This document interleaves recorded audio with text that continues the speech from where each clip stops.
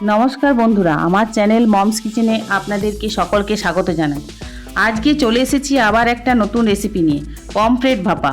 Pomfret ভাপা ভাতের সাথে খেতে খুবই ভালো লাগে আর বানানো খুবই সহজ। তো প্লিজ বন্ধুরা, আপনারা পুরো ভিডিওটি স্কিপ না করে দেখবেন। তাহলে চলুন বন্ধুরা, শুরু করা যাক আজকের রেসিপিটা। প্রথমে একটা প্লেটে আমি 3টে পমফ্রেট মাছ নিয়ে নিয়েছি। দেখুন, এবার মাছগুলো ভালোভাবে ধুয়ে নিয়েছি। সবার প্রথমে মাছগুলির উপরে অর্ধেকটা লেবুর রস ছড়িয়ে দিচ্ছি। তারপর 1 টেবিল চামচ হলুদ আর স্বাদ মতো নুন দিয়ে দিচ্ছি।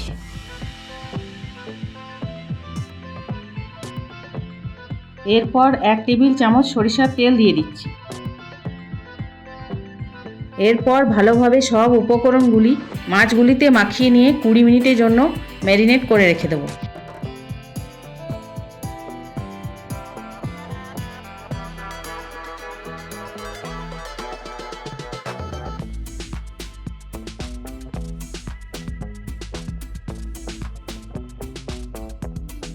এবার এখানে আমি নিয়ে নিয়েছি 2 টেবিল চামচ গোটা সরষে, 2 টেবিল চামচ পোস্ত আর 2 টেবিল চামচ টক দই।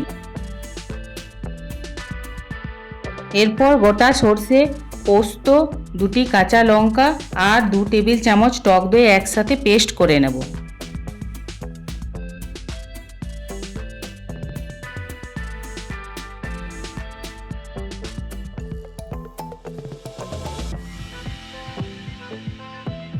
এরপর একটা স্টিলের টিফিন কৌটোতে ম্যারিনেট করে রাখা পমফ্রেট মাছগুলি একটা একটা করে নিয়ে নেব।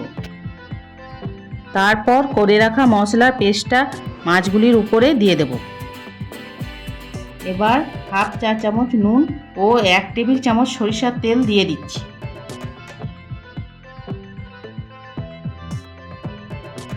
তারপর 3টে কাঁচা লঙ্কা চিড়ে দিয়ে দিচ্ছি আর দিয়ে দিচ্ছি সামান্য কুচিয়ে রাখা ক্যাপসিকাম এবং 1 টিস্পুন চিনি। এবার ঢাকাটা দিয়ে দিচ্ছি। এবার কড়াইতে 2 কাপের মতো জল দিয়ে একটা স্ট্যান্ড রেখে দেব।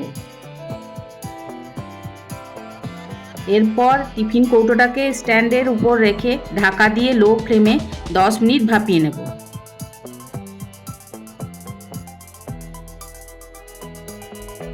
10 মিনিট পর ফ্লেমটাকে বন্ধ করে দিয়ে ঢাকাটা খুলে চেক করে নেব যে ভাপা পমফ্রেট তৈরি হয়েছে কিনা। দেখুন, ভাপা পমফ্রেট একেবারে তৈরি। এবার তুলে নেব। বন্ধুরা, যদি এই রেসিপিটি ভালো লেগে থাকে তাহলে ভিডিওটিতে অবশ্যই একটা লাইক করে দেবেন এবং চ্যানেলটাকে সাবস্ক্রাইব করে দেবেন।